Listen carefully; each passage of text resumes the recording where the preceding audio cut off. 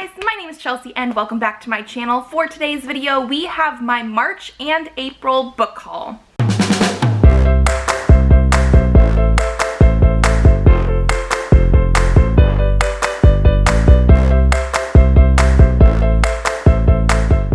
So this year I've been trying to be better about how many books I'm purchasing, and one of my reading resolutions for this year was for every 2 new books that I read, I'm allowed to buy 1 more book. And because of that, I haven't been purchasing as many books, you know, hopefully. And so I've been doing my book hauls every other month so that I can accumulate enough books to actually show you guys. I might have slightly more books than what I've read, but that's because I haven't actually counted the 2 books for everything that I've read versus 1 book that I have purchased here. I'm pretty sure we're close. And then some of the books that I have read before I purchased them, they don't count because it's a book I've already read. These are only for unread books. But I have quite a few things here now, and I'm very excited to show you. We're actually going to jump into my son's books first.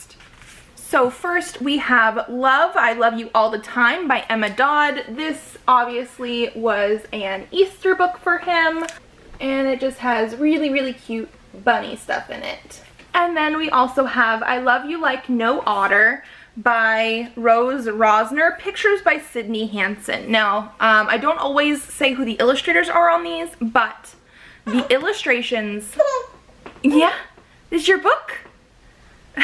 Are absolutely adorable, and it's all basically like animal puns. So I know some people, you know, cringe at puns, but I had to pick this up. Otters are my favorite wild animal.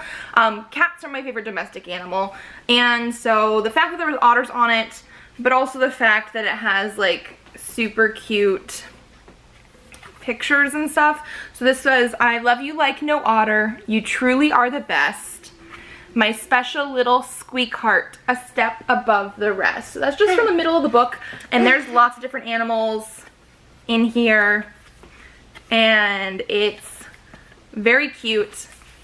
And this is one of my favorite newer kids books that we've purchased for him. Okay, and I guess we're gonna go into my books now. So first we have The Dragon Republic by R.F. Kuang. This one is one that I purchased during the backlist readathon. I was reading The Poppy War, and 1 to 2 days into reading that book, we went to Barnes & Noble and I had to pick this up. This one is a signed copy, and I've already read this. I think I gave it a 4.5 stars. It's in one of my Owl's Magical Readathon vlogs. I will leave that linked down below, but I will also get into this more during my wrap-up for the month. On that same trip to Barnes & Noble, I also picked up American Royals by Catherine McGee. This one is also signed.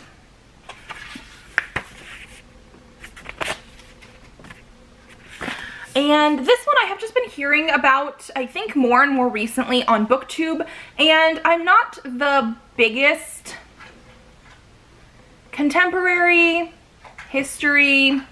It's a contemporary day one, but in an alternate history where if George Washington, instead of becoming president, became king, and then this is part of his descendants. So I wasn't entirely too sure about it, but I keep hearing it, and I don't know. There was just something about it that when I saw it on the shelves, I had to pick it up.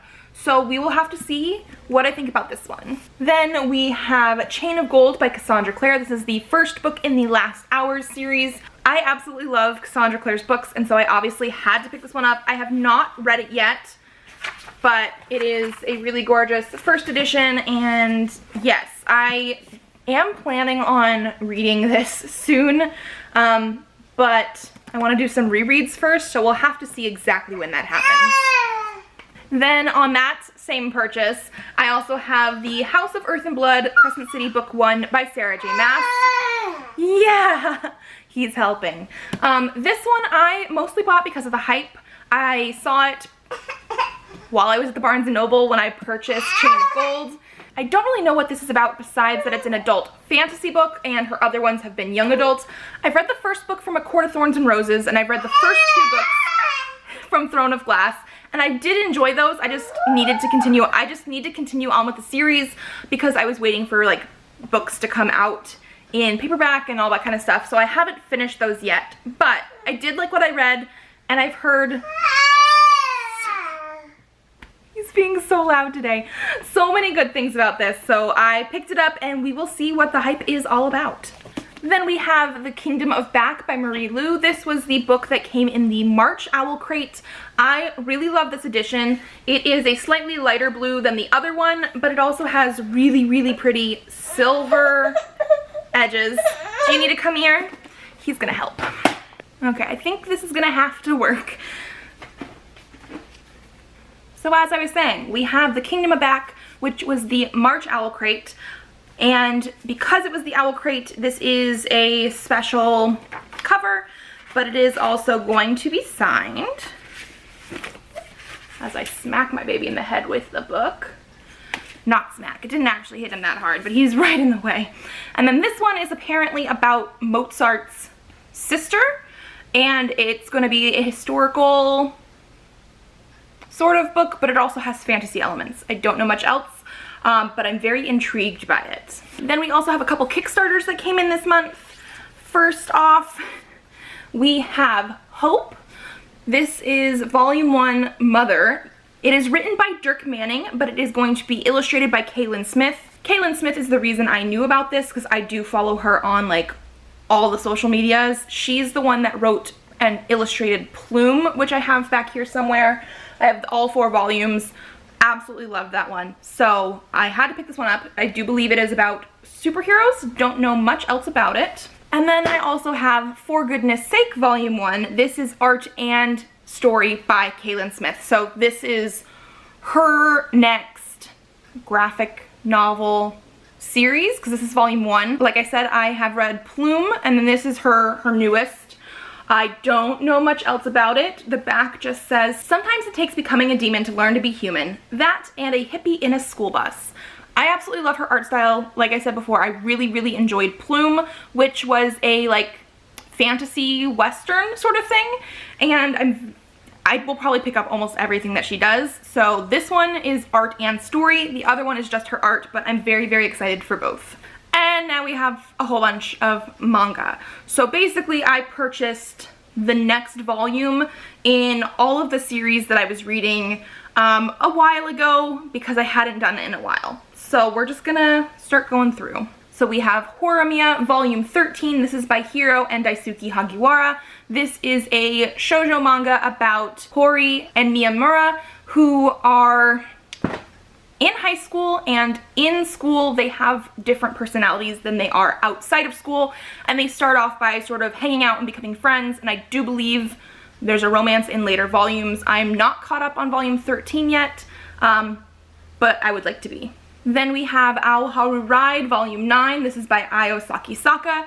This is the 9th volume, and I've only read the first 2 books. But I absolutely loved those, and so I had to pick this up. This is about a girl named Futaba who doesn't really like boys, and I think that's more of like she thinks they're gross or immature or whatever it is. But in middle school, she started to like one boy who eventually moved away. He came back in high school, and he sort of has a different personality now. So I don't know much else about it, but we're getting into it. You hold your book. Then we have Waiting for Spring Volume 12. This one is by Anishin. This is another shoujo manga that is sort of reverse harem feels. We have Mitsuki, who is our main character, who ends up making friends with the boys on the basketball team. And so it is one girl, a bunch of guys for friends, and I do believe she has developed feelings for one of the guys on the team. But there is another guy at a rival school who might possibly have feelings for her as well. So again, I have not read the newest one, and we will get to that eventually. Then we have The Demon Prince of Momochi House Volume 15. This is by Aya Shoto. This one is more paranormal. Our main character of Himari has inherited the Momochi house, where it is a house that sits in between our world and like the demon realm, and she has to deal with the fallout from that. I, again, haven't read this latest one, And I will eventually. I'm gonna keep saying that, I think. Then we have That Blue Sky Feeling, Volume 3 by Okura. This is the last volume in this series, which is about these two boys in high school. One is gay and the other one is sort of questioning whether he can be friends with that boy or if he wants to sort of be something more. This does have some heavy topics in it, especially with the fact that it is a sort of questioning LGBTQ type of manga set in Japan. Then we have Behind the Scenes Volume 7 by Bisco Hattori. This is the same author of Ouran High School Host Club, which is the reason I picked this up. However, this one follows a club in college that is like behind the scenes of the different film clubs, theater clubs, art clubs, and they sort of help make scenery and that kind of stuff. And I've been really enjoying it. We also have Queen's Quality Volume 8. This is by Kyosuke Motomi. This one I have read, and I read it last month, so it already was in my March wrap-up.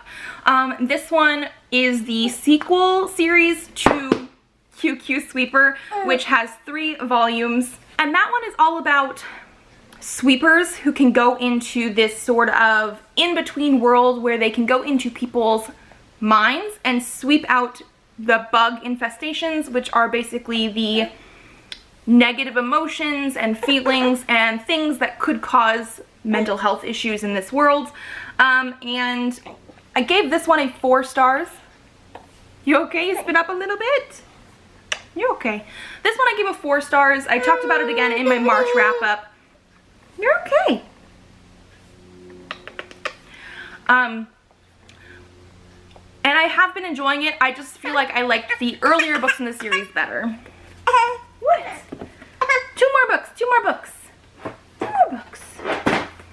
Then we have a new series, which is Love Me, Love Me Not by Ayo Sakisaka. This is the same author as the Haru Ride books. This one I actually had an arc from NetGalley, and that's how I read it, but I loved it so much, 5 out of 5 stars, that I had to pick up the physical one as well. And what? You just talking to talk? Would you like your other book?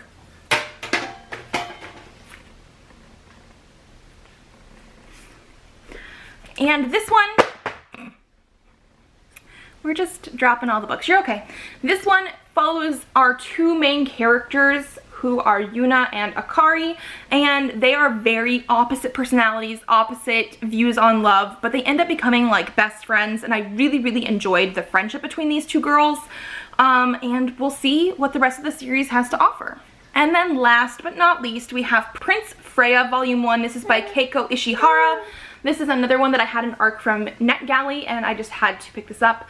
This one is more of a historical type of setting, where Freya is a village girl, but she has such a resemblance to the prince that when he is killed, she has to step in and sort of be his body double so people don't know that he has died. I'm very, very excited for the next one in this series as well. And that's everything. He's getting a little bit fussy, so we're gonna definitely wrap this up. I hope you guys enjoyed this video. If you did, give it a thumbs up to let me know. Subscribe to this channel if you would like to see more videos. I have videos up Mondays and Thursdays, so I will see you then. Bye.